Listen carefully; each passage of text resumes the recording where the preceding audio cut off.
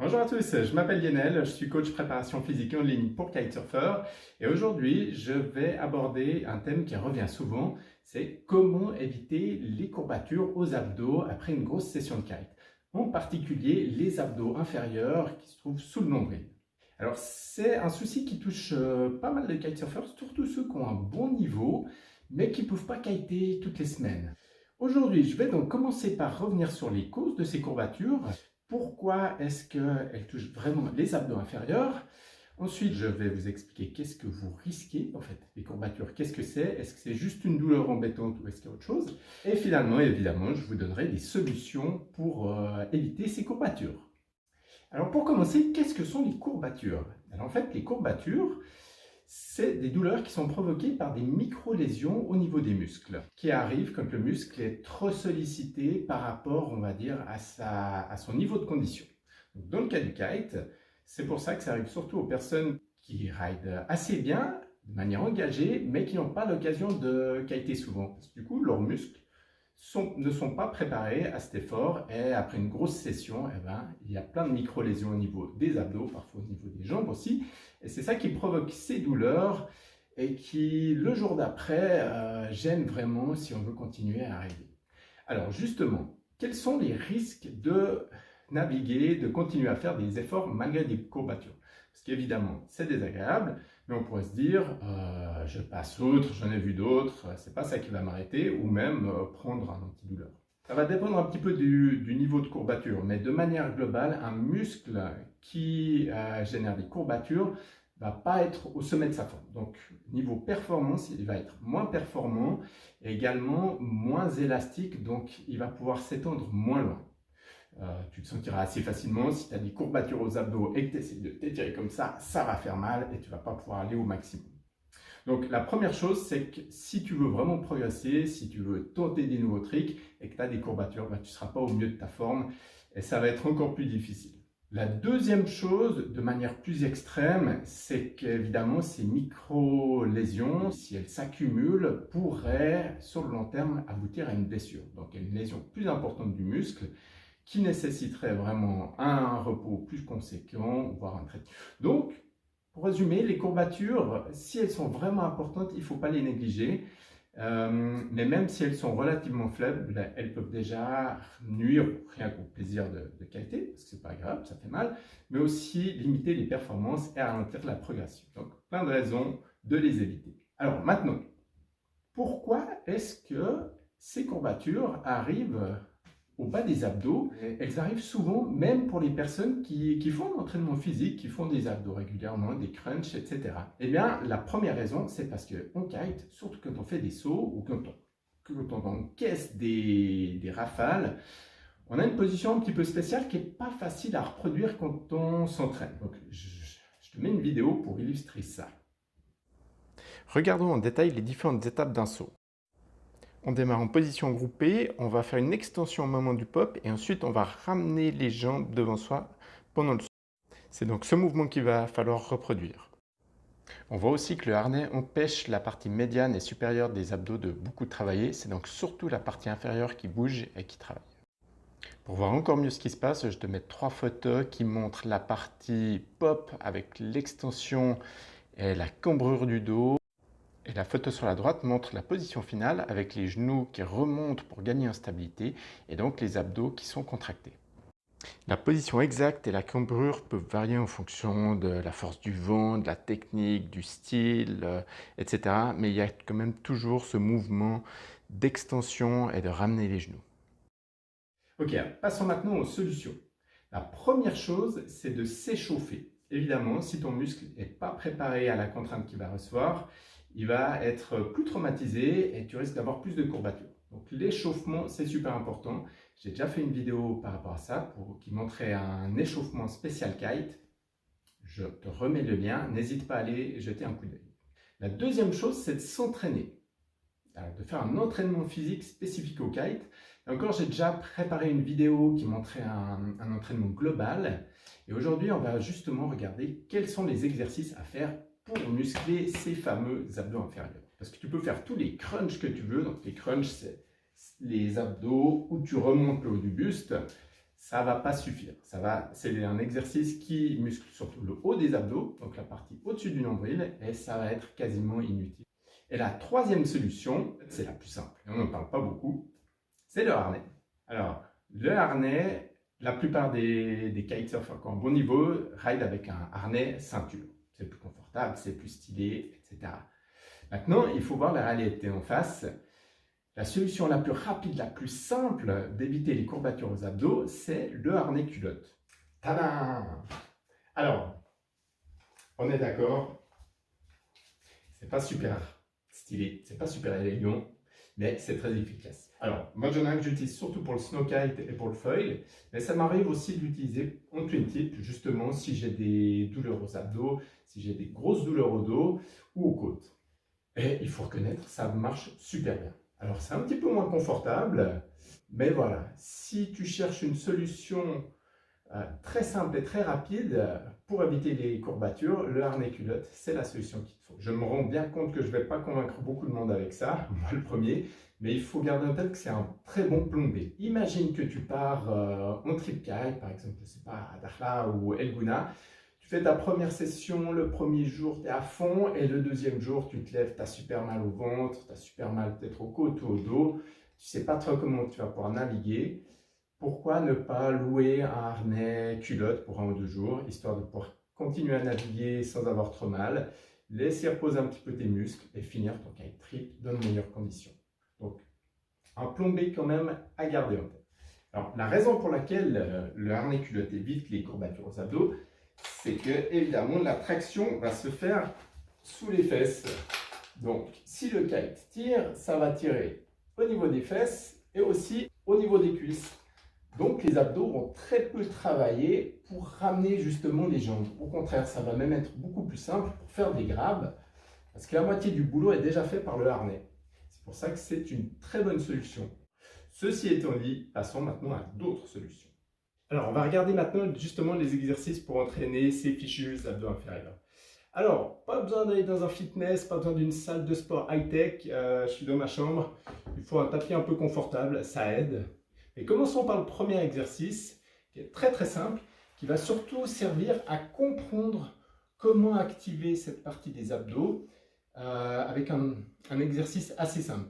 Parce que le problème que la plupart des personnes rencontrent, c'est qu'elles peuvent faire les bons exercices, mais pas de la bonne manière, parce qu'on a tendance naturellement à activer surtout les abdos supérieurs et on va dire médians.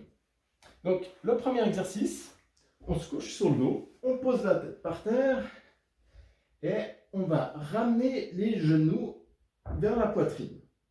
Et à partir de cette position, on va vraiment dérouler le dos et les abdos pour venir appuyer chaque vertèbre l'une après l'autre au sol jusqu'à venir avec les talons presque au sol.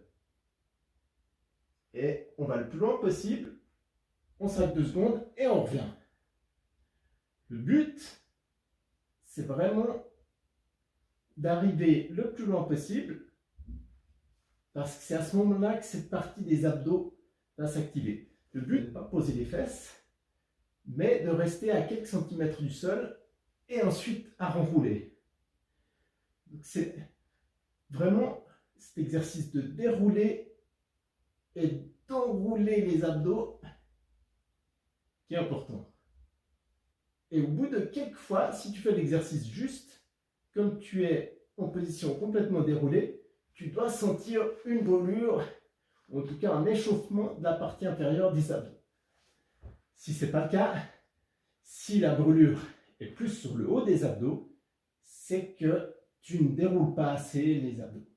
Et si tu ne sens rien, c'est que tu vas trop lent. Il faut toujours garder un petit espace, on va dire, entre le coccyx et le sol, pour garder une tension musculaire. Comme tu peux le voir, c'est pas super facile.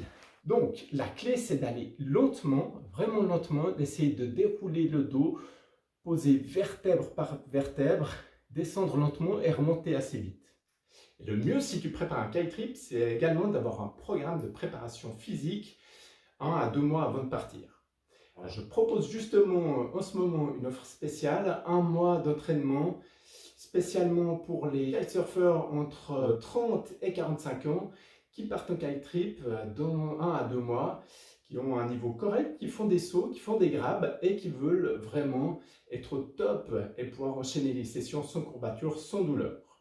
C'est un programme d'entraînement en ligne et je recherche 3 personnes pour y participer en avant-première, bénéficier de super résultats et d'un énorme rabais. Alors, si tu es intéressé, envoie-moi un message ou ajoute un commentaire, ça m'intéresse, dans les commentaires de la vidéo. Pour l'exercice suivant, je vais être aidé de mon partenaire, le Swiss Ball. Ce gros ballon est très utile pour s'entraîner à la maison. Je te conseille d'en acheter un, ça doit être 10-15 €. Donc, c'est à peu près increvable. Il faut une pompe pour le gonfler, mais je pense que tu dois avoir ça sous la main. C'est vraiment très efficace. Et en particulier, on va voir que pour les abdos inférieurs, c'est super utile. Tu vas te coucher dessus de façon à avoir le dos un petit peu cambré. Donc, le but va être justement de reproduire cet effet comme on voit, de partir avec le dos cambré et de ramener les jambes. Mais ici, on va faire uniquement le mouvement du bassin. Donc, c'est un mouvement de très faible amplitude. On va partir en position cambrée. On va contracter les abdos inférieurs, comme si on voulait pousser le bas du dos contre le ballon, tout en contractant cette partie. Et on va revenir à la position de départ tranquillement. On fait ça une dizaine de fois. C'est toujours un exercice très long, de faible amplitude. Tu fais bien la pause de 2 secondes en contraction maximale. Et si tu fais bien l'exercice, tu devrais sentir une légère brûlure qui vient petit à petit. Alors, l'erreur à ne pas faire est de contracter les fessiers et les ischios. C'est pas les hanches qui font monter tout le bassin, c'est vraiment la contraction des abdos. Le but est vraiment de vouloir pousser avec le dos contre le ballon tout en ramenant le bas du ventre. La difficulté principale est vraiment de bien comprendre l'exercice, de bien comprendre le mouvement, et c'est pour ça qu'il faut le faire lentement au début. Et après ça, normalement, tu vas commencer déjà à sentir le bas du ventre qui chauffe. Tu as mérité du coup une minute de pause et on va passer ensuite au 3e exercice. Alors, pour le 3e exercice, on va toujours s'aider du Swiss Ball, mais ça va être un petit peu plus dynamique, un petit peu plus spécial. C'est un exercice que j'adore. On se met en position de pompe avec les pieds sur le ballon, plutôt les tibias pour être précis, et tu vas ramener les genoux vers la poitrine en faisant rouler le ballon doucement. Tu tiens 2 secondes comme ça et tu reviens. Mais attention, comme je disais tout à l'heure, la façon dont tu fais l'exercice est super importante. C'est vraiment comme l'exercice précédent, c'est le bas des abdos qui doit se contracter en premier pour faire revenir le ballon. Alors, si tu vas haut, tu vas mobiliser tous les abdos, mais c'est vraiment la première partie qui est importante. C'est vraiment toujours cette contraction de cette partie qui va mobiliser tes abdos. Donc, tu ramènes une dizaine de fois le ballon, tu le fais revenir une dizaine de fois, tu fais bien la pause en contraction maximale. Et là encore, ça devrait chauffer.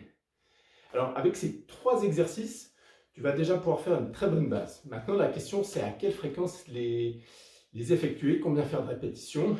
Ça va dépendre un petit peu de ton niveau, en kite, en conditions physiques. Si tu as de grosses courbatures en général, ou si tu prépares vraiment un gros kite trip, je dirais le minimum, c'est de les faire 3 fois par semaine, et au moins 3 répétitions de chaque exercice. C'est assez simple. Pour éviter les courbatures pendant le kite, il faut que tu aies les courbatures finalement avant, si possible avec une intensité plus faible. Donc il faut vraiment que tu embabes un peu pendant ces exercices. C'est pas la petite promenade de santé, tu fais 3-4 répétitions et t'arrêtes. Il faut vraiment que ça demande un effort, que ça chauffe, que ça fasse un petit peu mal, d'un point de vue musculaire, hein, pas articulaire. Et grâce à ça, tu vas pouvoir vraiment avoir des abdos costauds et éviter les douleurs quand tu auras kité. Alors, une fois que tu as compris le principe de l'activation de cette zone des abdos inférieurs, il y a plein d'exercices que tu peux faire. Typiquement, si tu as une barre fixe à la maison, enfin, une barre de traction ou dans un parc, tu peux faire des L-sit et knees to elbow, des toes to bar. Tous ces exercices sont super efficaces à condition de les faire correctement. Si la plupart des personnes qui les font mobilisent surtout la partie supérieure ou médiane des abdos, mais si tu veux les faire de manière efficace, commence toujours par mobiliser le bassin, ramener, contracter la partie basse et ensuite monter les genoux. Pour résumer, tu as 3 choses à faire si tu veux éviter les courbatures aux abdos inférieurs. La première, c'est l'échauffement. La deuxième, c'est l'entraînement physique. Et la troisième, le plan B, c'est le harnais culotte. J'espère que cette vidéo te sera utile. Je te souhaite d'excellentes sessions. Si elle t'a été utile, n'oublie pas d'ajouter un like, de mettre un commentaire et de t'abonner à la chaîne pour ne surtout pas rater les prochaines.